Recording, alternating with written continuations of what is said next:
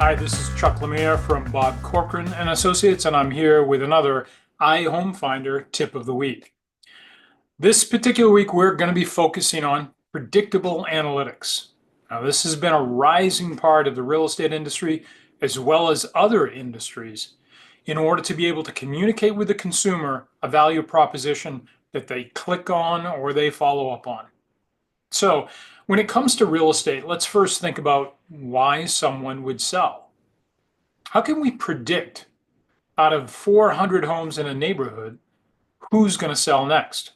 Now, let's first cover old school ways of knowing. Well, of course, if you knocked on every door, you'd be able to find out because you'd be able to ask someone what would cause you to move. And those answers would be a variety of things. Someone just died, unfortunately, and they need to sell the family house. Someone has lived there for 20 or 30 years and wants to relocate to someplace warmer or smaller. So they're getting rid of the big family house and moving someplace else. Someone, unfortunately, has been divorced. So there's potentially a sale of that house and potentially two more people who need to buy another house. Someone might have just had a child and they need a bigger house. So they're moving from this house to the next house. So there are a variety of reasons why someone would buy. Well, when you're at a stage of life where you have a child, what are you doing? Well, you're looking at books that on Amazon that are on child psychology. You're buying cribs and car seats.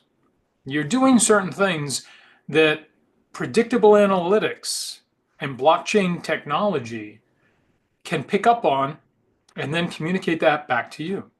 So there are real estate technologies that identify certain things. For example, one thing that's a big indicator, someone is in default of their mortgage. That might be an indicator that they're going to sell soon. It might be they pick up on a death certificate, a marriage certificate, a birth certificate. Those are all public records.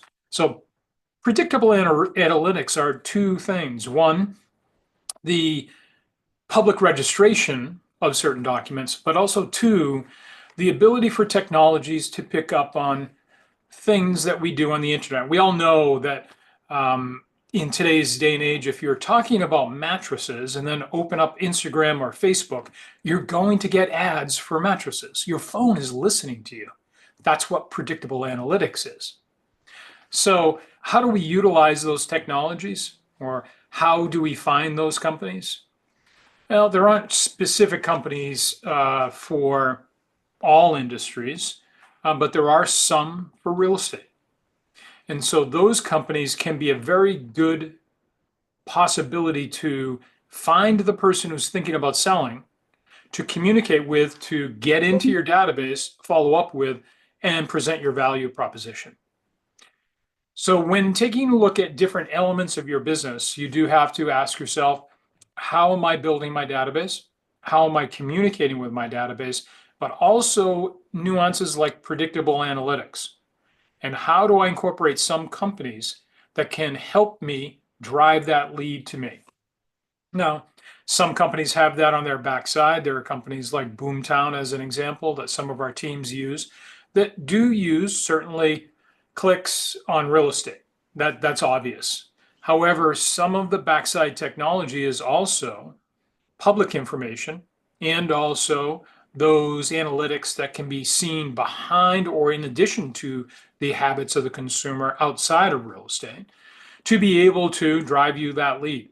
So that's why as you grow in productivity, as the CEO of your own business, you need to ask yourself, how much of my revenue do I invest in additional technologies like this that can make iHomefinder and also our, Max for Real Estate app much more effective? The more and more we drive leads into that funnel, you'll find the iHomefinder technologies being much more successful in driving quality leads. They both work together, so you need both. However, just starting out, you can't have both. You have to budget, but that's a part of growth and putting some of your revenue back in and investing in yourself and investing in your business. I hope you've enjoyed this week's tip of the week on predictable analytics. And I look forward to next week where we're talking about adding to that and making our technologies much more effective and having greater success. Have a great week and great success.